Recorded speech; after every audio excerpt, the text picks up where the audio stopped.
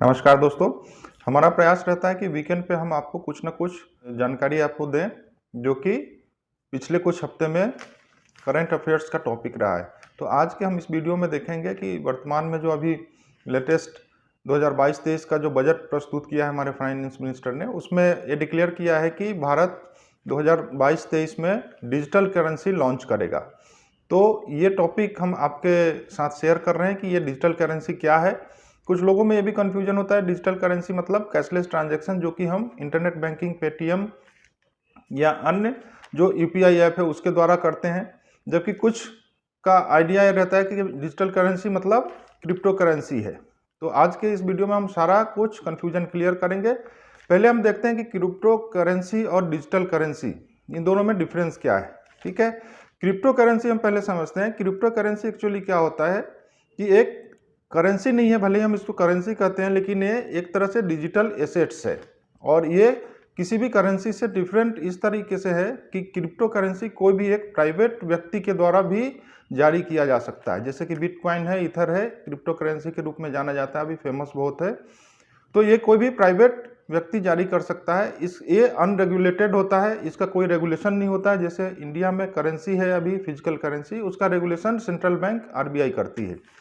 तो इसका कोई भी रेगुलेशन नहीं होता है, इसमें बहुत ज़्यादा फ्लक्चुएशन होता है। इसे लीगल टेंडर के रूप में इंडिया में एक्सेप्टेड नहीं किया गया है, कुछ देशों के द्वारा किया गया है।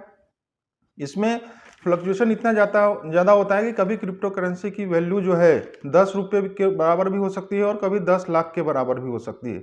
जैसे कि पास्ट में आपने देखा होगा, जब टेस्ला कंपनी के मालिक एलन मस्क ने डिक्लेयर किया था कि उनकी कार क्रिप्टो करेंसी के द्वारा खरीदी नहीं जाएगी, तो एकदम से उसका जो वैल्यू है डाउन हो गया था। और उसके कुछ दिन बाद ही जब जापान ने ये क्रिप्टो करेंसी को लीगल टेंडर के रूप में एक्सेप्ट किया था, वो डिक्लेयर कर दिया था कि लीगल टेंडर माना जाएगा, तो एकदम से उसकी वैल्यू जंप हो गई थी। तो एक तरीके से हम क्रिप्टो करेंसी को मान के चल सकते हैं कि ये किसी इंडिविजुअल प्राइवेट के द्वारा लॉन्च किया गया डिजिटल एसेट्स है। अब हम आते हैं डिजिटल करेंसी की तरफ, जिसके ऊपर आज का अपना वीडियो है। फाइनेंस मिनिस्ट्री का कहना है कि 2022-23 में इंडिया की खुद की डिजिटल करेंसी लॉन्च हो जाएगी और ये डिजिटल करेंसी के बारे में विस्तृत जो डिटेल कैसे रेगुलेट होगा, क्या होगा, ये पूरा आरबीआई उसके साथ में आएगा कुछ दिनों के बाद जब ये लॉन्च होगा। तो फिलहाल हम समझते हैं कि डिजिटल करेंसी क्या है। जब हम देखते हैं कि एक तरीके से ये कह सकते हैं कि जो क्रिप्टो करेंसी है उसका लीगलाइज्ड रूप में हम डिजिटल करेंसी मान सकते हैं।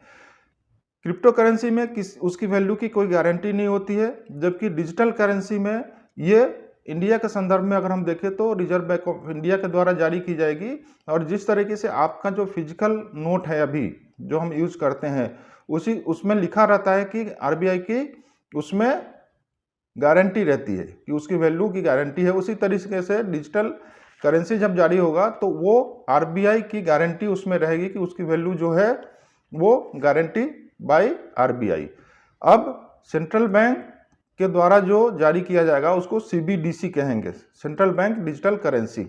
अभी के कैश में आप कैश किसी भी कमर्शियल बैंक में रखते हैं, अकाउंट ओपन करके उसमें जमा करके रखते हैं, जबकि डिजिटल करेंसी जो है डायरेक्टली आरबीआई के पास रहेगी। तो एक बड़ा डिफरेंस ये रहेगा कि आपका फिजिकल कैश का बैंकिंग जो कमर्शियल बैंकिंग से होता है वो डायरेक्ट आप सेंट्रल बैंक के उसमें रख पाएंगे और उसके द्वारा ट्रांजैक्शन कर सकते हैं। डिजिटल करेंसी और क्रिप्टो करेंसी दोनों का जो रेगुलेशन या ट्रांजैक्शन का जो ट्रैकिंग होता है वो ब्लॉकचेन जो पद्धति है, ब्लॉकचेन टेक्नोलॉजी, उसके द्वारा होता है।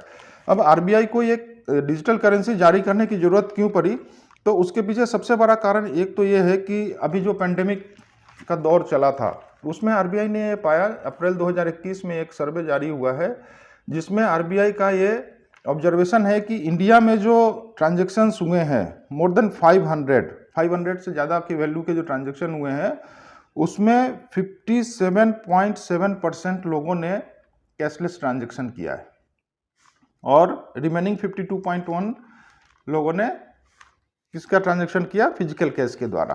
तो ये जो ट्रेंड है बढ़ने का कि फिजिकल से कैशलेस की तरफ, तो आरबीआई ने इसकी तरफ मूव किया है और गवर्नमेंट ने उसको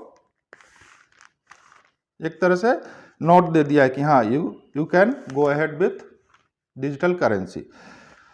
जो फिजिकल करेंसी होती है उसे हम फ्लैट करेंसी भी बोलते हैं, जो कि सेंट्रल गवर्नमेंट के द्वारा गारंटीड होती है। अब ये सीबीडीसी जो है उसको हम ये कह सकते हैं कि CBDC would be the electronic version of physical currency and not a new currency all together. जो आपकी फिजिकल करेंसी है इंडियन रुपी में, उसका डिजिटल वर्जन ये माना जाएगा, या इसको हम कह सकते हैं। आरबीआई के द्वारा कहा गया है कि legal tender issued by A central bank in A digital form. Legal tender अभी फिजिकल फॉर्म में है रुपी के रूप में, अब वो डिजिटल फॉर्म में होगा, डिजिटल करेंसी होगा करेगी। अब एडवांटेज ऑफ सीबीडीसी क्या है? अभी वर्तमान में जो हमारा ट्रांजैक्शन का मोड है कैश, वो सिर्फ कैश जो फिजिकल करेंसी है आरबीआई के द्वारा जारी की गई है उसी के द्वारा किया जाता है, जबकि नॉन कैश ट्रांजैक्शन जो है वो अलग अलग बैंक में जो आप अकाउंट ओपन करते हैं उसके माध्यम से हम करते हैं, ट्रांसफर के ट्रांजैक्शन जिसको हम कहते हैं। अब इसमें एडवांटेज एक रहेगा कि अभी जब आप कमर्शियल बैंक में अकाउंट ओपन करते हैं तो आपके लिए एक ऑब्लिगेशन होता है कि कुछ मिनिमम बैलेंस ट्रांजैक्शन में करने के लिए हमको अकाउंट ओपन करते टाइम पे मेंटेन करना रहता है और बाद में भी मेंटेन करना है। साथ ये जो इशू है वो खत्म हो जाएगी, आप डायरेक्टली ट्रांजैक्शन कर सकते हैं। इसका मतलब है कि मास बैंकिंग हम कर पाएंगे, पूरे इंडिया के लोग without any restriction digital currency के माध्यम से बैंकिंग सिस्टम जैसा ट्रांजैक्शन करने की स्थिति में होंगे। समटाइम्स क्या होता है, अभी आपने पास्ट में देखा है कि कई सारे कमर्शियल बैंक्स फेल हो गए, कोलैप्स हो गए, तो पब्लिक मनी जो था वो डूब गया। हालांकि कुछ डीआईसीजीसी की गारंटी रहती है, लेकिन वो एक लिमिटेड अमाउंट तक रहती है।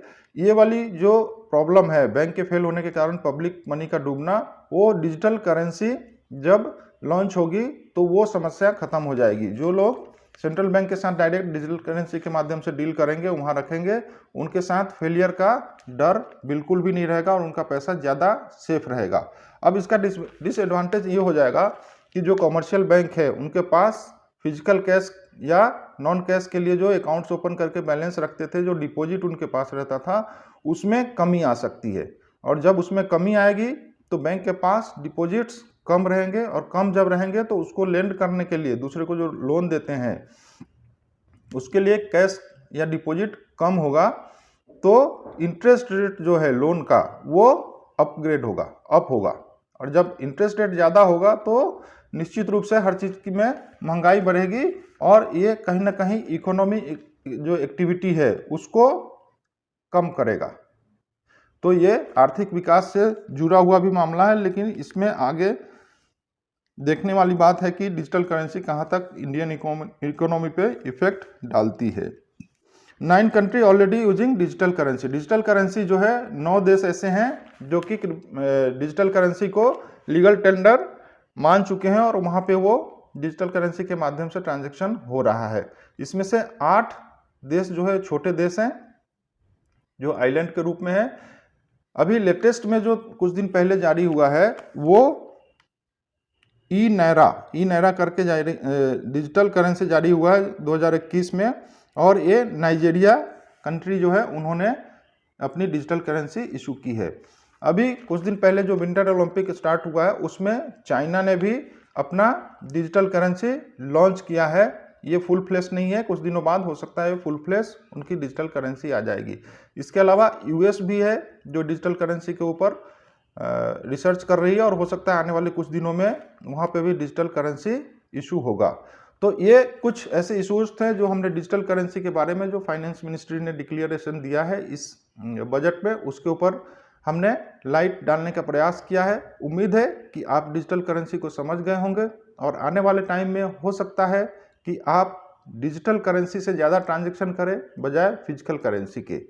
और हाँ, एक चीज़ और हम आपको बताना चाहेंगे कि जहाँ तक क्रिप्टो करेंसी की बात है, क्रिप्टो करेंसी से क्या आप ट्रांजैक्शन कर सकते हैं? अभी फिलहाल जो है बजट में भी जैसे हमने क्रिप्टो करेंसी के ऊपर सुना है कि हालांकि इंडिया के गवर्नमेंट ने उसे अभी लीगल नहीं माना है, लेकिन क्रिप्टो करेंसी में जो अपना बिजनेस कर रहे हैं या जो इन्वेस्टमेंट कर रहे हैं उनको जो प्रॉफिट होता है उसके ऊपर 30% टैक्स की बात कही गई है।